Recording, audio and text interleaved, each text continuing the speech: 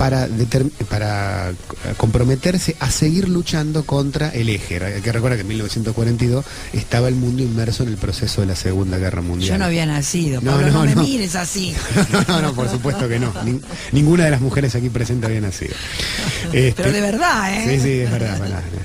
En 1945, 3 años después, la guerra terminada, en octubre, en la ciudad de San Francisco de Estados Unidos, nace oficialmente la Organización de las Naciones Unidas, con 51 miembros adherentes, 51 países, que, intentan el altruista principio de organizar la posguerra. Hoy, las Naciones Unidas cuentan con 193 miembros adheridos. Un año después de su fundación, en 1946, se crea el Consejo de Seguridad de las Naciones Unidas, donde participan todas las potencias ganadoras de la guerra: la Unión Soviética, Estados Unidos, Francia, Inglaterra y en ese momento la República Nacional de China. Esos 5 miembros que crean el Consejo de la Seguridad, es decir, las 5 potencias atómicas de ese momento y de la actualidad, invitan a otros 10 países como miembros no permanentes del Consejo de Seguridad, pero se aseguran que estos 5 miembros tengan lo que se llama el derecho al veto. ¿Qué quiere decir esto? Cuando el Consejo de Seguridad discute la legalidad de un conflicto entre naciones, la intervención humanitaria cuando hay un caso de guerra civil, o la intervención militar legal o ilegal de un país en otro país, con que uno solo de los miembros con derecho a veto, la Unión Soviética o Rusia en este momento, China, Estados Unidos, Francia o Inglaterra, vete, los votos de los otros 9 países caen automáticamente por su propio peso. Es muy interesante explicarlo, porque el común de la gente o lo hemos leído hace mucho o no lo sabemos directamente. O pensamos que las Naciones Unidas es una asamblea democrática. No, hay 5 países que tienen derecho a veto. Es decir, que las Naciones Unidas son una organización política creada, una organización política residual de la Guerra Fría, y una organización política que está al servicio de las potencias hegemónicas. Porque al mismo tiempo, para vigilar el camino que llevan, ¿no? A ver, al mismo tiempo que hay 193 países adherentes, hay 5 con derecho a veto, ¿no? Los países pequeños pueden alzar su voz, pero obviamente los países pequeños no tenemos el mismo derecho que los países grandes.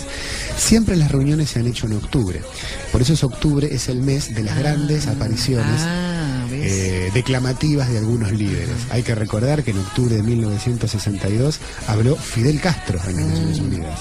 En octubre de 1964 habló el doctor Ernesto Guevara. En octubre de 1972, pocos los recuerdan, hablaron por Chile Salvador Allende y Pablo Neruda, denunciando puntualmente la intervención solapada que hacía el gobierno de Richard Nixon. Y en octubre del 2004 habló Chávez con sus 2 famosas frases: ayer estuvo el diablo aquí y todavía hoy huele a azufre, ¿no?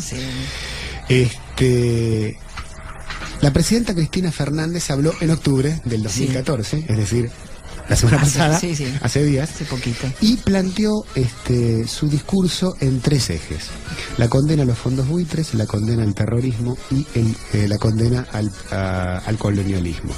En cuanto a los fondos buitres, planteó valientemente la necesidad de constituir marcos legales internacionales que legislen sobre la reestructuración de deuda soberana. Traducción: que los países integrantes de la ONU tomen el toro por las astas y no permitan que un bruto de piratas que han cambiado el parche en el ojo y el loro por un celular y un traje bien cortado por Armani, Yupi, puedan determinar qué países entran o no entran en default. Es decir, que los países, el poder político elegido democráticamente por los pueblos, le pongan un coto al imperialismo financiero. Contra el terrorismo, Cristina Fernández dijo que nuestro país ha sido brutalmente golpeado por el terrorismo, con los casos del atentado a la embajada en 1992 y el AMI en 1994. Y Estados Unidos también ha sido golpeado por el terrorismo en el 2001. Y los ha puesto en un punto muy importante para aclarar, para que el que quiera entenderlo entienda. Y ha dicho algo que muchos pensamos, muchos sabían, pero no recuerdo que otro presidente se lo haya dicho en la cara a Barack Obama. Les ha dicho: Osama Bin Laden fue entrenado por ustedes, fue entrenado por la CIA para combatir a los soviéticos en el año 79 y 80, y luego se transformó en el enemigo. Y el mismo gobierno de Irán, que hasta hace un año era el enemigo, hoy se transforma en el aliado para luchar contra este nuevo grupo que digamos que no se sabe muy bien quién lo crea. De hecho planteó una humorada que lindaba el humor negro. Le dice: nuestro país tiene la mayor reserva de gas shale del mundo, no sé si alegrarme, dice. Claro. Es decir, vos sabés que ayer, caminando por Morón, escuché dos muchachitos que venían hablando de esta situación, unos muchachos entre 26 años, y me llamó la atención escuchar que uno de ellos le dijo: pero dentro de poco van a pensar y van a venirse para acá con la guerra. Y me sorprendió cómo está en este nivel, y está bueno también, ¿no? Instalado esta preocupación. Y aparte, para cerrar el tema, cuando planteó el tema del terrorismo, condenó todos los actos terroristas y condenó también la intervención militar de Estados Unidos en Siria y de Israel en Palestina. A ver, no desde una calle de Morón, desde una radio cooperativa de Barrio Mitre, en las Naciones Unidas con Obama mirándolo. Exacto. Y el tercer elemento que planteó es obviamente el reclamo histórico sobre Malvinas. Y abiertamente lo dijo en la cara de Gordon Brown, es decir, el primer ministro británico: ¿qué sentido tiene la Organización de las Naciones Unidas si hay 5 países con derecho a veto? Y uno de los países con derecho a veto es el que tiene 11 de los 18 enclaves coloniales existentes en el mundo. Terminante, pues así. Muy bien. A ver, en el mismo momento que Cristina Fernández estaba en la ONU diciendo esto, Sergio Massa estaba en las oficinas de Facebook, que también están en Nueva York, dando una conferencia.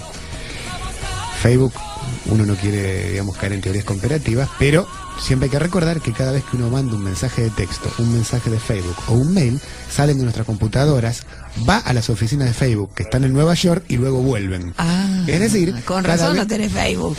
Cada vez que uno manda un mensaje, entra en las redes de información del imperialismo norteamericano.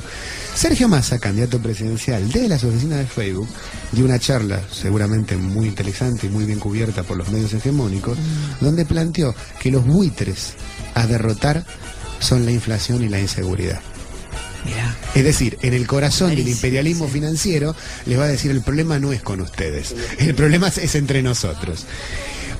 Para no ser menos, Mauricio Macri, que también estaba en Estados Unidos, en Nueva York, aunque parezca una broma, fue a recibir un premio por el Ciudad Verde. A Buenos Aires la premiaron como la ciudad más limpia del mundo. Uno no sabe si es una humorada de Capuzotto, de Lelutier, o es verdad. El premio se lo entregó Greenpeace, párrafo aparte. Y obviamente no perdió la oportunidad Macri para hablar en su cuenta de escribir en su cuenta de Twitter y decir que obviamente el discurso de la presidenta en la Asamblea de las Naciones Unidas lo único que hacía era establecer conflictos nuevos con el mundo. Para no ser menos, el jueves 25, es decir, anteayer, en el canal 360, que pertenece a Radio del Plata, es decir, a Marcelo Tinelli y a Sweet Medical Group, Beatriz Arlo, la ex secretaria general del Partido Comunista Revolucionario, del PCR, presentó su libro Viajes de la Amazonia a Malvinas y dijo abiertamente en la entrevista, en vivo, lo pueden buscar, está en Google, en Facebook ya subido, que Argentina no puede seguir negándose a negociar con Gran Bretaña por el caso Malvinas. O sea, Argentina, el país ocupado, es el país que se niega a negociar con el ocupante. Y para cerrar el combo que estamos armando, Patricia Bullrich y Laura Alonso, huelga a explicar quién es una y quién es otra, ¿no? Una Bullrich por Redón Arenales, Martínez de Oz, siempre hay que recordar. Patricia Bullrich es sobrina nieta de Martínez de Oz, siempre es bueno recordarlo. Y Laura Alonso, bueno, una empleada de la embajada norteamericana abiertamente, presentaron una denuncia penal contra Cristina Fernández de Kirchner, acusándola de que el discurso en la ONU fue antisemita. Por favor. Hace muchísimos años, en 1937, Raúl Escalabrino Ortiz escribió su libro Política Británica en el Río de la Plata, dando comienzo al primer libro de lo que se llamó la Fuerza de Orientación Radical de la Joven Argentina, Forja, es decir, el sector nacionalista más progresista de la UCR. 9 años después, en 1946, el Comité Radical de la UCR, Comité Central de la UCR, decide qué posición tomar frente a la emergencia del peronismo. Y un grupo de radicales, encabezados por Escalabrino Ortiz, decide apoyar la candidatura de Perón. La UCR tenía en ese momento un periódico de distribución nacional muy leído que se llamaba El Periódico periódico El Radical, donde le hacen una entrevista a Scalabrini Ortiz y le preguntan, bueno, a ver, ¿por qué usted siendo radical apoya a Perón? Y en esa entrevista Scalabrini Ortiz responde lo siguiente: no se trata de elegir entre Perón y el Arcángel Gabriel, o entre Perón y la Virgen María. Se trata de elegir entre Perón y lo que hay enfrente. Y lo que hay enfrente es Braden. Es decir, algo que mucho tiempo atrás se llamaban las contradicciones primarias y las contradicciones secundarias. Es decir, ¿dónde está el enemigo principal y dónde está el enemigo secundario? En un contexto donde el imperialismo norteamericano está en una etapa de descomposición, por lo tanto, en la etapa de mayor brutalidad a escala planetaria, la tesis y la antítesis sigue siendo patria y colonia. Y la síntesis superadora no queda otra que sea la patria grande.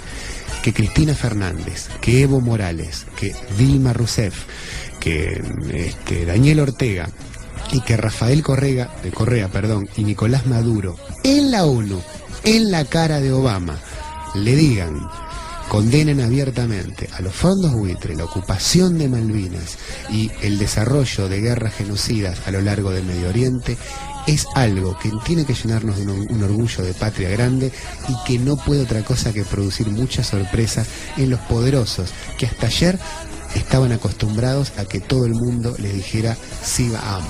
Imaginémonos el año que viene si estuviera en ese lugar Scioli, si estuviera Wiener, si estuviera Macri o si estuviera Massa. Estarían leyendo discursos hechos por otros. Vamos a pedirle a través de la voz de Mercedes Sosa y Pablo de Milanés, hermano, dame tu mano. Hermano, dame tu mano, vamos juntos a buscar una cosa pequeñita que se llama libertad. Esta es la hora primera, este es el justo lugar. Abre la puerta que afuera la tierra no aguanta más. Mira adelante, hermano, es tu tierra la que espera, sin distancias ni fronteras, que pongas alta la mano, sin distancias ni fronteras. Esta tierra es la que espera, que el clamor americano le baje pronto la mano al señor de las cadenas. Pétale a la marcha, pétale al tambor, pétale que traigo un pueblo en mi voz.